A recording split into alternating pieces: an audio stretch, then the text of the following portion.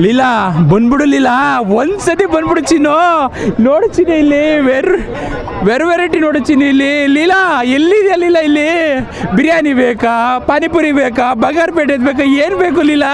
ಪುಳಿಯೋಗರೆ ಬೇಕಾ ಲೀಲಾ? ಲೀಲಾ ಒಂದ್ಸತಿ ಬಂದ್ಬಿಡು ಲೀಲಾ.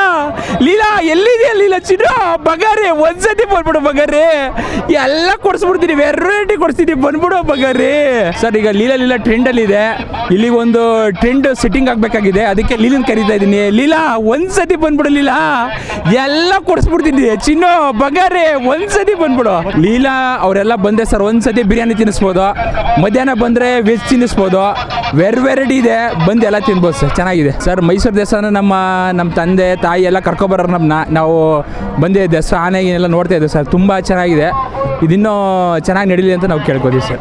ಲೀಲಾ ಬಂದರೆ ಮಾತ್ರ ಫಿಕ್ಸ್, ಏನು ಬೇಕೆಲ್ಲ ನಂದೆ. ಲೀಲನ್ ಮೇಲೆ ಪ್ರೀತಿ ಇಲ್ಲ, ಅವ್ರ ಯಜಮಾನ್ರ ಮೇಲೆ ಪ್ರೀತಿ ಸರ್, ಯಾಕೆ ಬೇಜಾರಾಗಿದ್ದಾರೆ, ಸ್ವಲ್ಪ ಅವ್ರು ಖುಷಿಯಾಗಿರಲಿ ಅಂತ ನಮ್ಮ ಒಂದು ಆಸೆ ಸರ್. ಮೈಸೂರು ದಸರಾ ಅದ್ದೂರಿ ದಸರಾ ಇದು, ಕಾಂಗ್ರೆಸ್ ಸರ್ಕಾರದಿಂದ ಒಳ್ಳೆ ಚೆನ್ನಾಗಿ ನಡೆಸ್ತಾ ಇದ್ದಾರೆ, ತುಂಬ ಅದ್ದೂರಿಯಾಗಿದೆ ಸರ್. ಲೈಟಿಂಗ್ಸ್ ಆಗಲಿ, ಫುಡ್ ಆಗಲಿ, ಮ್ಯಾನೇಜ್ಮೆಂಟ್, ಬಂದೋಬಸ್ತು, ಹಾಗೂ ನಮ್ಮ ಮೈಸೂರು ಪೊಲೀಸರು ಕಮಿಷನರ್ ಮೇಡಮ್ ಎಲ್ಲ ತುಂಬ ಚೆನ್ನಾಗಿ ಮಾಡಿದ್ದಾರೆ.